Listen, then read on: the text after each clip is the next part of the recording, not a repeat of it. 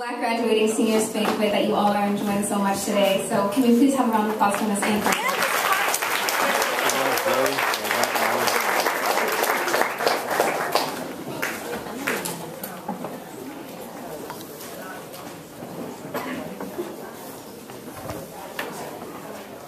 I call them my tag team, Brian and Ryan Swan, are alumni, entrepreneurs, and public servants originally from Maryland. They both are senior vice president of Violin Inc. and Technology Wellness Marketing Company, grossing over $130 million annually. So they say to me, once they personally start making that, they're going to come back and renovate Nyumburu Culture Center. They led, trained, and coached hundreds of business owners and executives in business and personal development to build wealth and well-balanced life. While in college here at the University of Maryland, they both served in the United States Marine Corps, where after a tour in Iraq, received several medals and awards for outstanding service.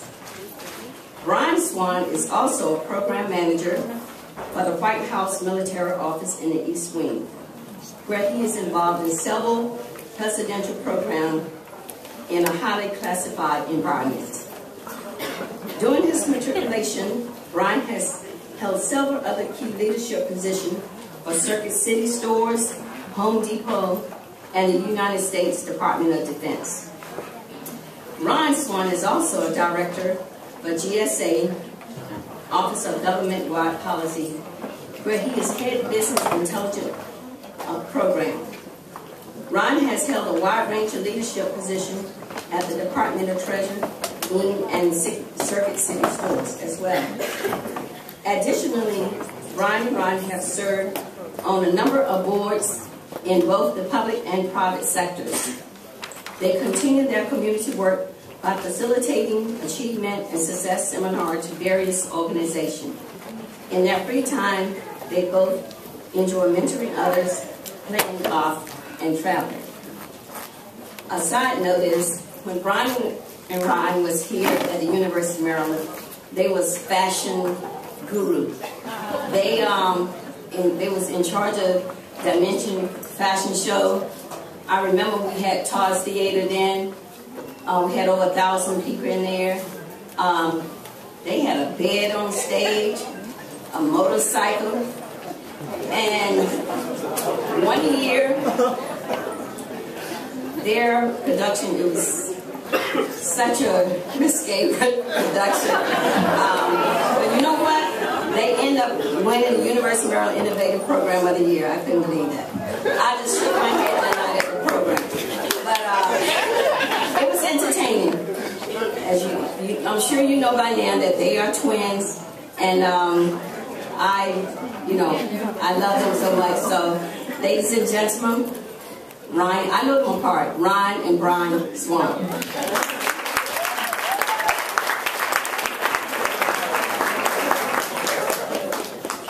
Can you guys hear us okay? Because I think we want to just step down here if we want to use the stage, if that's all right.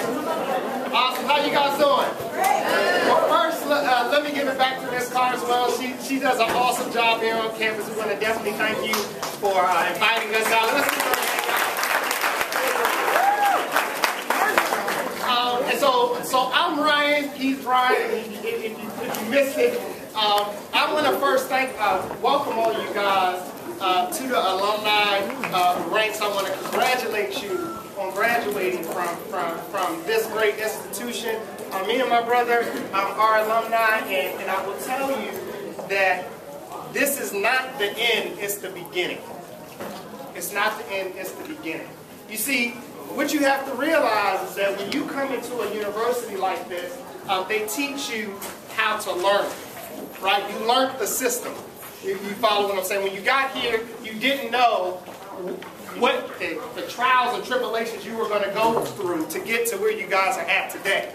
And so one of the things that I realized that when I was here at University of Maryland reminds me of a quick story I want to tell you guys.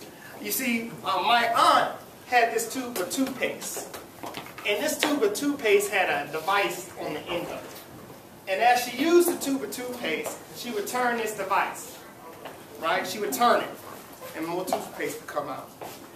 She would turn it some more, and more toothpaste would come out. I realized that my aunt got more out of her tube of toothpaste than we got out of our tube of toothpaste at my house. You guys follow what I'm saying?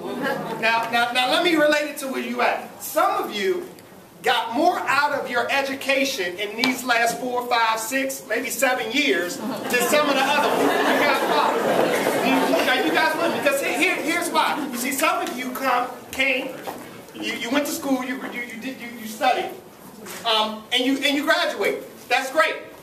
But some of you also are leaving this university with mentors and networks and access to an alumni association that is phenomenal. And then some of you understand that they came to this university, got the mentors, got the networks, and realized that there is something bigger and greater than just yourself out there. Does that make sense? So some of you got more than the person sitting next to you. And so what we want to talk about real briefly is how to be successful transitioning from where you are today to where you're going. And as we kind of talk through that, we want to make sure that you got the tools that you need, that you understand that the resources that are here to help you bridge that gap. Does that make sense? Absolutely. So with that, I'm going to turn it over to my brother. Awesome. So let's jump right into this. So guys, listen. We're very interactive two individuals, so there's definitely going to be some participation. I know some of you still eating, that's fine. But listen, one thing you got to understand where you're going from here is your professional development. Okay? From up to this point, it's all been about academic development. Am I making sense? Okay? And so what I want to briefly talk about is what you need to know to be successful in any professional environment. Okay? We have been ultra successful in the private sector. We've been ultra successful in the military. We've been ultra successful in the federal government. And we have been pretty successful in business and entrepreneur in traditional business, in real estate, in stocks and investing, and as well as network marketing.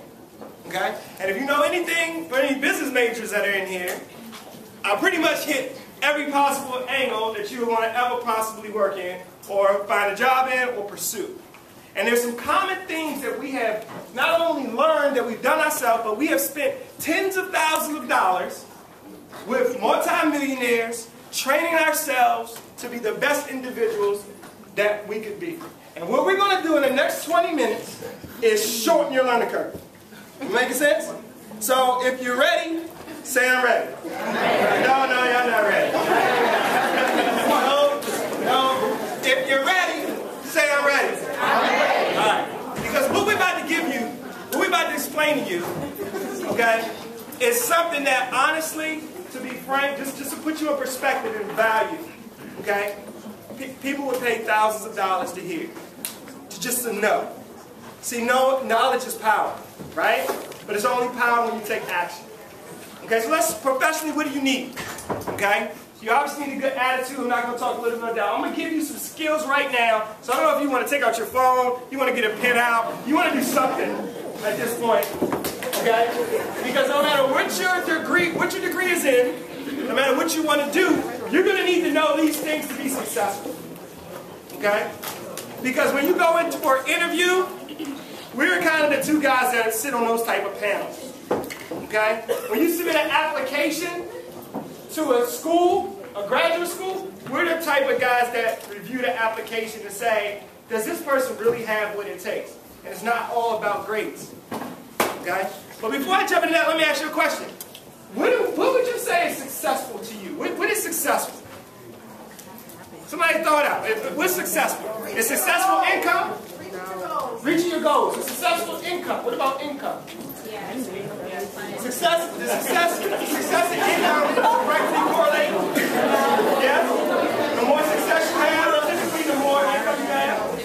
Typically. That's your goal. Okay? Here's the reality. Here's the reality. The average college student graduates. Listen here. The average student in the United States graduates, you're going to come out of school, you're going to make on average, about $46,000 a year. Okay? $46,000 a year. Okay, that's about $10,000 less than the national average. Okay, the national average is hovering right around about $56,000 a year. Okay? Now, can you guys hear me fine? Oh, this is better? Yeah. All right, awesome. You're amazing, brother. Okay? But let me tell you this. When we graduated from college, and this was many, many years ago, not many, but many, we were making twice the national average. Some of y'all just that went totally over your head, but maybe somebody over here caught it. Okay? And let me tell you why we were. I'm going to tell you why we were. It's because three things you need to know to professionally develop. Okay? Get this, guys. You got to get this. You got to get this. You got to get it. I got a lot of time. Okay? You got to get it. The first thing you got to understand is excellence. Okay? Excellence in everything that you do.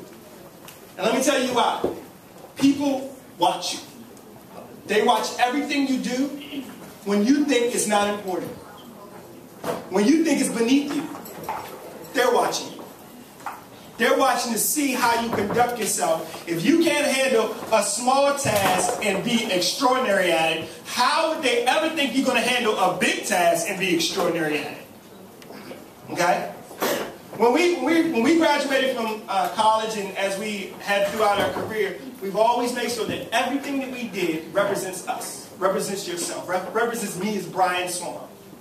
And if I had my hand in it, I don't care how big or how small, I was going to do it 150% better than the next person.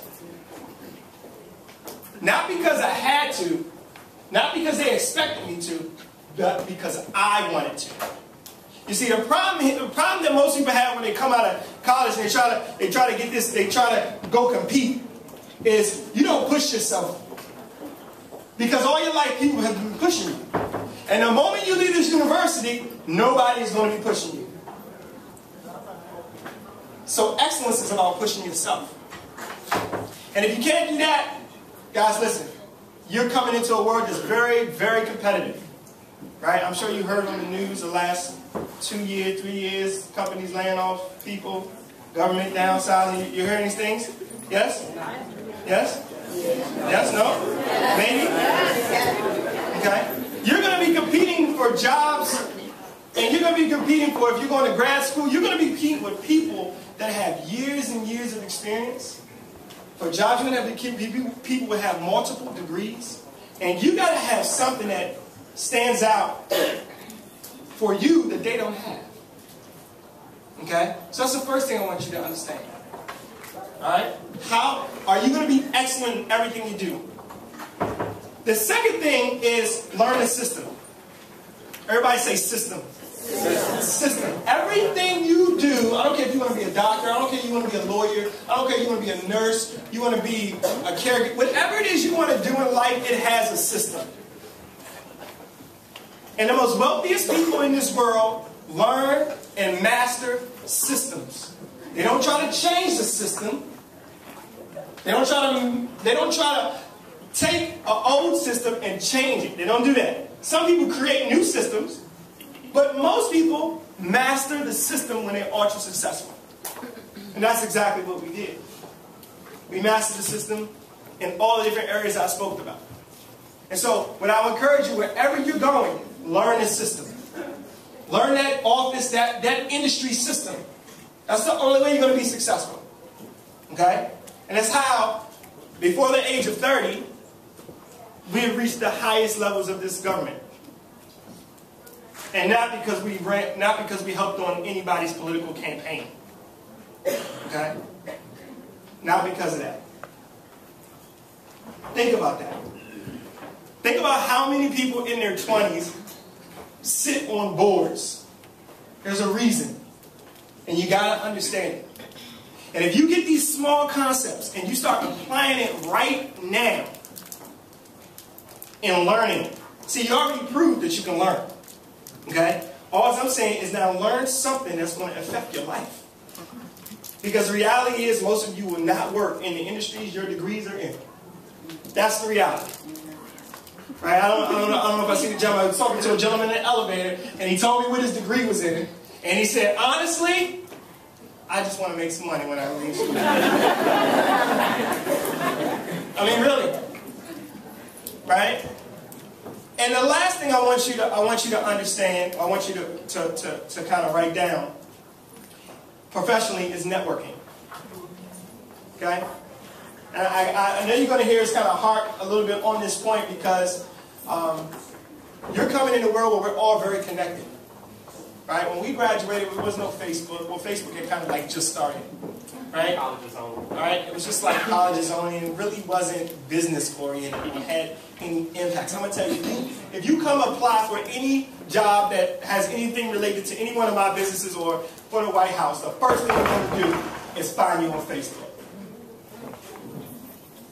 So, I would encourage you to go back onto your Facebook page. If you got pictures with you in the dorm room and y'all just having it, y'all throwing them back, just go ahead and delete those. Unfortunately, they're out there, so they're going to be out there somewhere, but at least they're not on your page. And they're not directly apparent. But networking, guys, join your association, okay? Alumni association. But more importantly, also, join the association. This is what a lot of us don't do. I'm going to tell you, this is what we don't do, okay? I don't know what we don't do, and this is why we don't get anywhere, right? That's right here, I'm getting to you. You got to be ready. Whatever industry you go into, and you start off in that industry, say it's federal government, say it's engineering, say it's medical, join associations that are in that field immediately. And I don't care if you're just a general member and you just sit in the back and listen, but the fact that you're there is going to put you in positions that you haven't even fathomed yet. Just being in the room. Okay? And those associations are not going to be cheap. They're going to have dues. They're going to have fees. They're going to require you to volunteer. They're going to require you to do things to better the association and not yourself initially. But you got to know that that's important. That's all about learning the system. You see, your degree, your resume just gets you in the door. What keeps you in the job, or gets you the job, or get you promoted, or get you elevated, where jobs come to you versus you going to a job, is because you learned the system, you strive for excellence, and you network. Am I making sense? Awesome. So, you got professional development, but then you got personal development. And let me, one of my mentors, our mentor, said once, you got to work harder on yourself than you do on your job. Let me say that again, because I think you guys didn't get it. You got to work harder on yourself than you do on your job. You see, if you work harder on yourself, your job will benefit, will it not? Right? If you learn a second language, a third language, a fourth language, will your job not benefit? But now you have a skill, you have something additional to give to society, to your community, your church, whatever it is that you care about. You got to work hard on yourself. And so personal development, and I'm not going to belabor the point, but personal development is about you seeking knowledge. I told us, we were talking here earlier, in the time that I graduated, after we graduated college, in that 8-month period after college, I read more books than I read in my entire college career. I read more books. That's a lot of books. But those books had a tremendous impact on not only being successful out of college, getting out of debt, okay, but leadership and understanding the system that we live in. And so I want to encourage you to, if you don't got a book list, get a book list. If you don't know where to get one, you can borrow ours. Okay? And so it's one of those things that I never knew that there were books out there that could totally change my perspective on how we do everything, even on your job. And because of that personal development, that development of going and attending leadership workshops, getting in the room, becoming part of these associations, that allowed us, and it can allow you, to really elevate where you want to be. And some people say, well, Ryan, it's not all about the money. You're right. It's not always about the money. We were just talking over here about social entrepreneurship. You know, I believe that you're coming into a world where the next major trend of entrepreneurship will be with things that change the way people live and affect people's lives to its core. I'm talking like your health. I'm talking malnutrition. I'm talking things that you don't see here in the Washington, D.C. area, but if you leave these shores and you go overseas and you travel a little, you get a little perspective on our world, you'll see that these things make a huge difference. So personal development, get a book list. Okay? The third thing I would tell you is to get a mentor. And you can have mentors from all different walks of life. I have some mentors, I talk to them once a year. I have other mentors, I talk to them once a quarter. Some of them, it's email. Hey, what do you think about this? They email me back. And then one day, you'll be able to be the mentor. You'll turn around and you'll be standing up here and you'll help a undergrad student. You'll help somebody develop in their past in their path and pay it forward.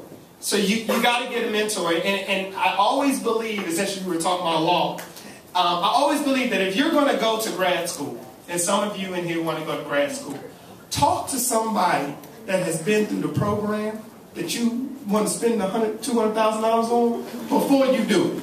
Okay? Because your perception of what it is might not be what it truly is. And so you got to get a mentor. All right? Awesome. I hope you guys are getting this. We're blowing through this. So, I mean, we do several workshops, day-long workshops on these individual topics. But what we're trying to give you is a perspective that wasn't given to us when we graduated. I mean, that's really what this is about. This is about pouring back into you. And though you may succeed professionally, you may develop personally, at the end of the day, what good is success, right, if you can't pass it on to the next generation, right? And so what I want to talk about really briefly is financial literacy. Because this is another, just something we don't do. You understand what I'm saying? We just don't do it. And you got to understand money, right? How is it that how is it that 3% of the world, of the country, makes more than 97% of the country combined? How is that? How is that?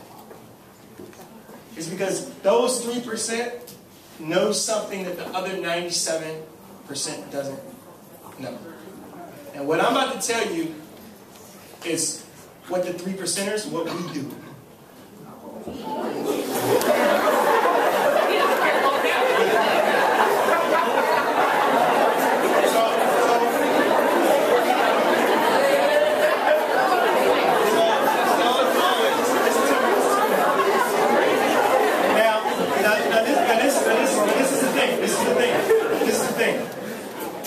This is the thing. Our goal today is that we reach one person. That one person, when you leave here today, whatever you were thinking before, you're now on a different course. And that course is going to take you somewhere. It's going to take you to a person. It's going to take you to a book. It's going to take you to a workshop. And that workshop is going to act like a penny that you drop in a lake. And it's going to have a small ripple, and a medium ripple, and a large ripple. And you're going to look back 10 years from now, and you're going to say, if I never came to this event, my life would have never changed. You understand what I'm saying?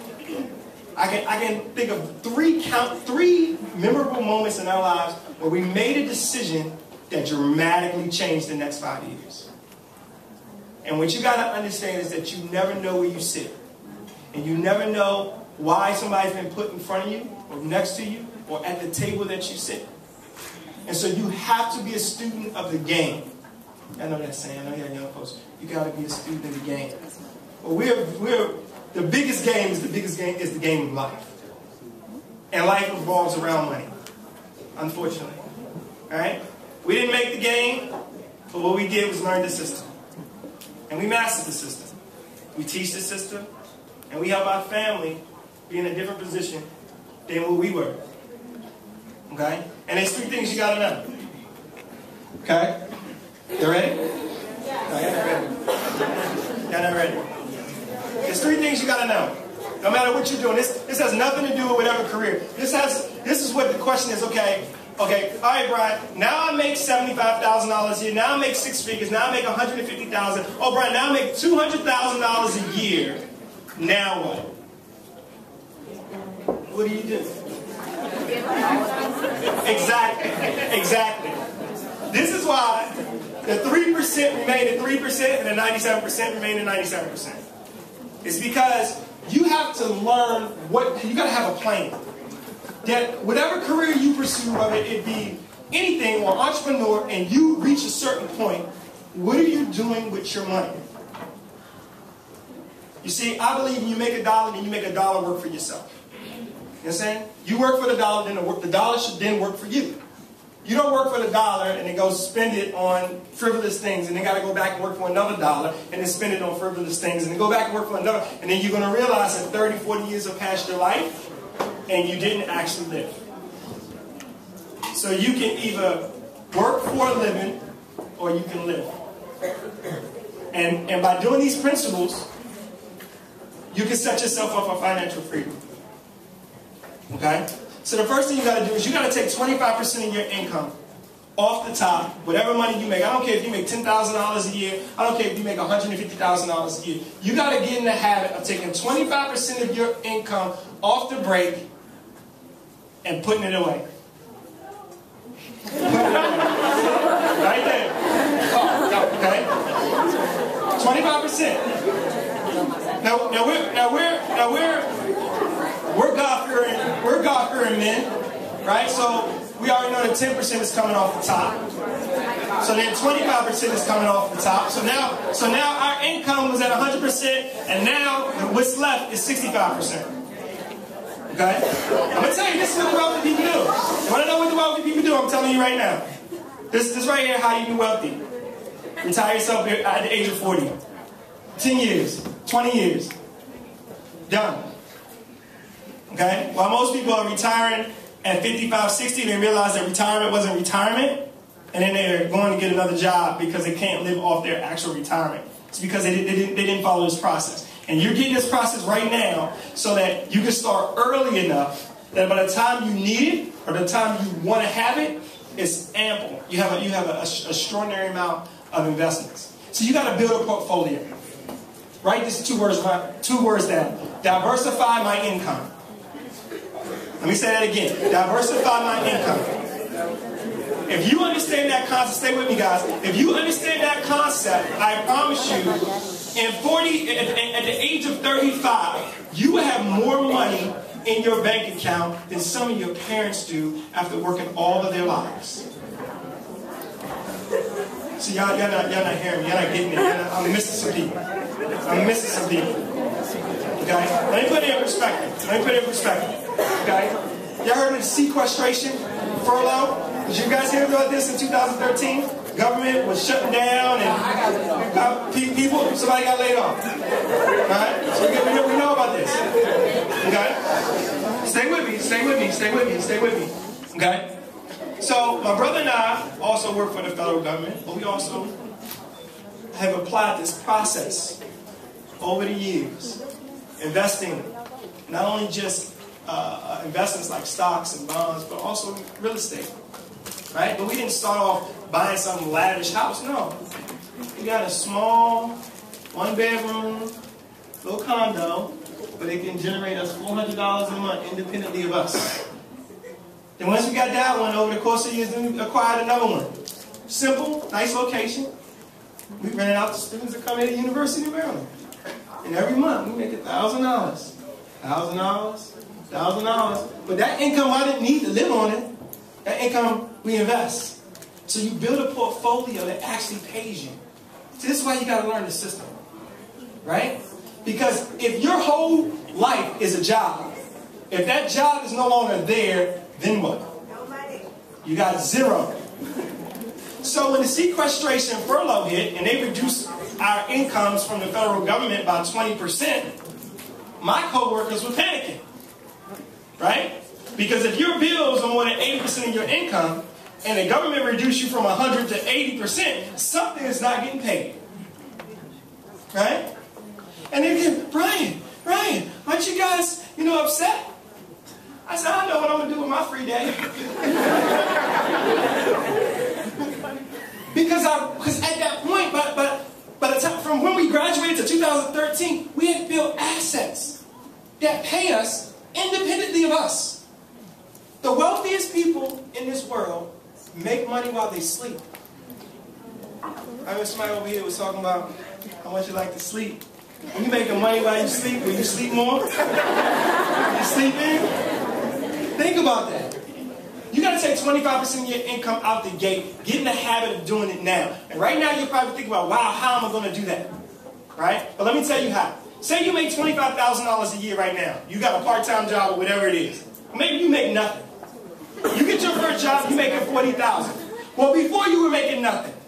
Right? Well, if you took $10,000 of that $40,000, now you're making $30,000. $30,000 is still more than nothing. Right? So it's safe to say that you can still increase your lifestyle to some degree. You're just going to take some off the top because you don't know where you're going to be 5 years from now. You don't know where you're going to be 10 years from now. And your responsibility is going to change. Some of you are going to have kids, you're going to have families, you're going to have homes, you're going to have cars. You're going to have a lot of different things happen. But if you apply this very simple principle, take 25% of your income and put it away. Seek a financial planner. Seek someone that can show you, listen, this is how you can do this. And let me design a plan for you that if you take 25% of your income, we're going to put it in here that's conservative, safe, or whatever, aggressive, whatever you want to do. And then we're going to take that money and once it grows, we're going to buy a property. We're going to, why? Because property, God's not making any more land. Right? It's only a certain amount of properties. It's a commodity. Okay? This is what the wealthiest people do. Okay? The second thing the wealthiest people do that you got to learn, in some way, somehow, and this is big, is businesses. Find a way to get involved, start businesses, own businesses. Businesses is what makes this country great. And unless you know that and learn that, you're only one or two people in this country, unfortunately. This is the reality. Can we be real? We all family, right? We family, right? Right? I'm going to be real. So, there's only two types of people out there. Either you're being leveraged or you're leveraging. You're either one or the other. Sometimes you can easily be both, but you're either being leveraged or you're leveraging. Business owners leverage other people. Right? Pay them something, but at the end of the day, that business is making an income, and that business owner, or owners, or shareholders, or whoever, is making money off your efforts. Okay? You got to understand that you cannot just stay on that side of the equation. Right? The wealthiest people, that 3%, they understand that the only way you're going to be financially free is to get on the leverage side, that you're leveraging others. I hope you guys are following me because I'm telling you right now, you're getting like an MBA course / investment. You're getting a lot right now. But if you understand one thing, is that the world, you have information at your fingertips. 20 years ago, they didn't have that. This information was like close hold. The power of Google and the internet and Amazon, you can read on anything. I'm just saying, read on something that you can apply to your life, start small, and over time, you're going to look up after 10 years and you're going to be in a dramatically different position than your peers. Because you understood the importance of financial literacy. That's what the 3% have. That's what we learned. All right? Awesome. So as we wrap it up,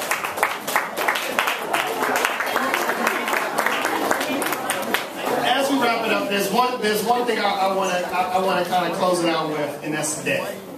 And You guys, most college students, you know, leave college with about $20,000–$30,000 in debt. And so here, stay with me because this is serious. Because it's not just student loan debt either. It's credit card debt, right? You ever wondered why, you know, Bank of America or Chase Bank or Capital One, whatever one it is now, goes around campus and gets students to sign up for credit cards? Y'all know what I'm talking about, right? Well, what you guys got to understand is that system, that debt system, that financial system, you have to learn. You have to understand how your credit score works. If you don't, there's a great book that you can read that explains it. You have to teach our community how to manage money. Otherwise, we'll hit a plateau. Our community will hit a plateau. And so debt is one of those things that a lot of people are scared from. They say, "Oh, I don't want to get into debt. I'm not gonna get a credit card. I'm not gonna only buy my car in cash. I'm not gonna do any of that stuff." And then when they go to try to buy a house, it says, "Well, you don't got bad credit. You got no credit. You fail to understand the system." Does that make sense? At the age of 23, me and my 22. What house? What's that? 23. At the age of 23, we bought our first house.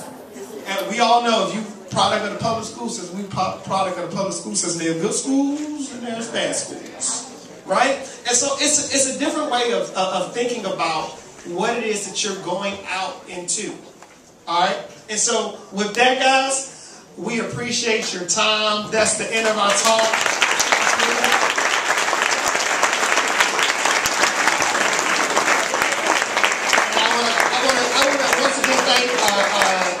Mrs. Carswell for inviting us. Thank you, Mrs. Carswell.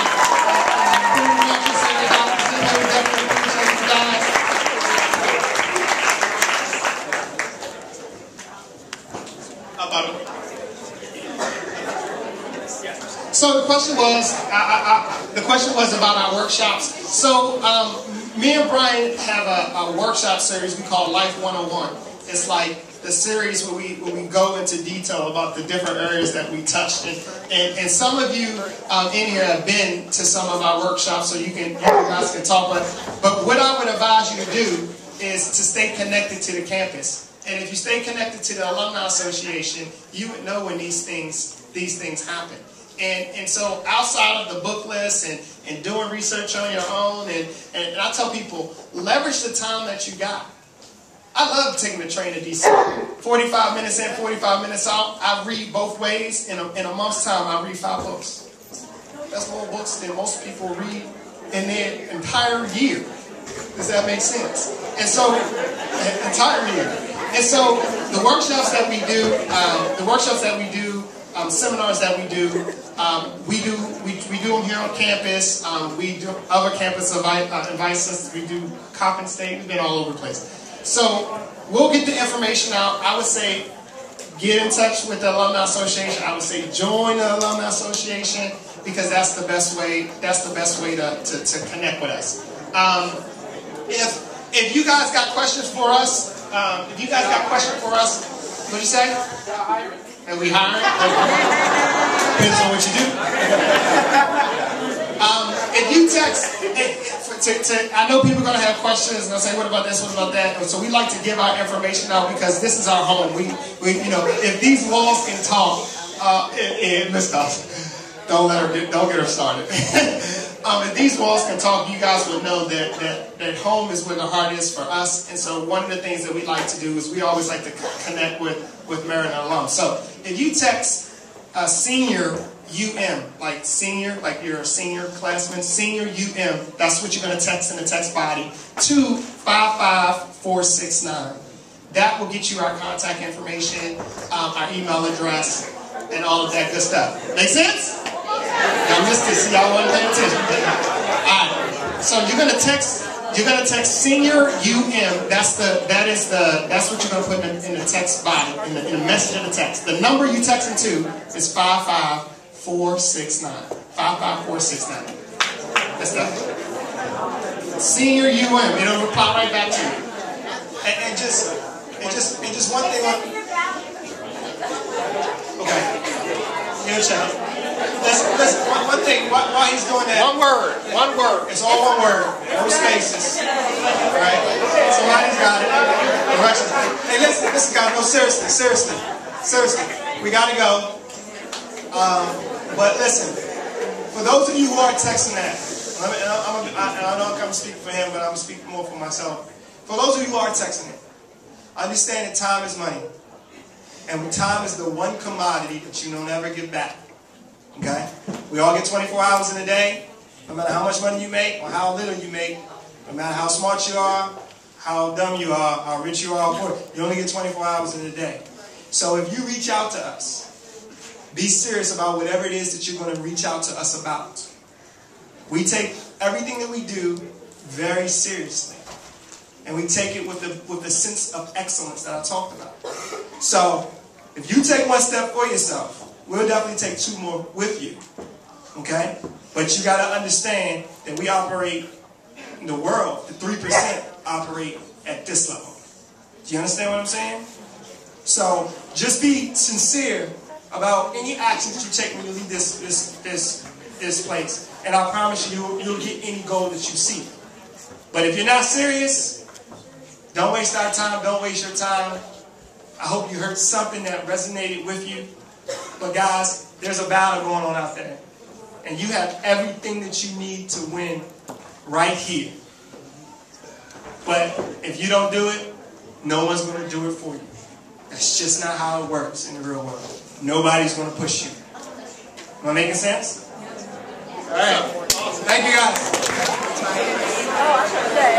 Abdul Jallo, economics major. He plans on traveling after work. And his organization and affiliations are best buddies. Abina Wariabi. She is an English major. After graduation, plans on being a language assistant in an internship in Spain. Arjuna Smith, accounting and information system major, working as a financial analysis and kinesiology major. Plans after graduation, continuing physical therapist. Alicia Whittington. She plans to pursue her dream working as an event manager. And we have Jasmine Lachey Mays. She's a music performance major, and she's currently applying for graduate studies at her Alpha Theta Gamma Multicultural Sorority program. Okay. We have Janae Greenwood. She is majoring in elementary education, and she plans to become an educator who can inspire young children and eventually start a nonprofit organization to motivate and promote learning.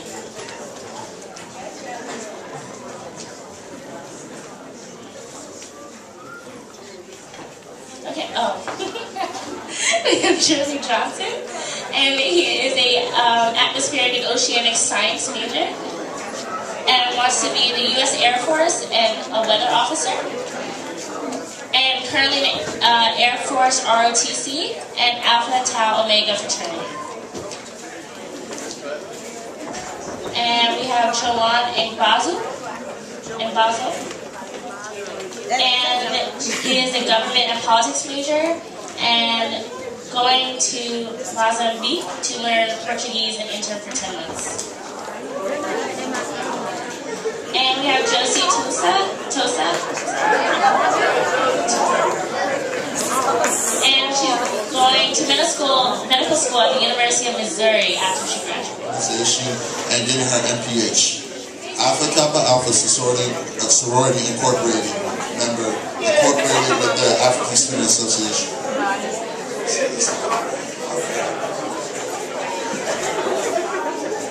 Olu Dunapa, a lawyer, microbiology major.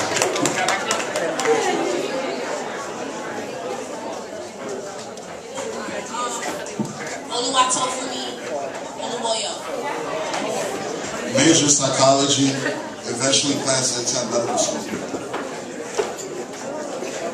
Oluwatobi Adewale, major economics, language alpha. Paige Searles, major finance, plans to reside in the DC metro area, working in the financial sector incorporated. Hello. Eric Bose, mechanical engineering, plans to work at Agility government as a government contractor. Carl plans to come back for a master's program for secondary education. Sheree Bennett, studio art major, art history minor. After graduation, plans to enroll in a master's program in design and visual communications at Virginia Commonwealth University. Shayma Jimmy, biological sciences minor in human development.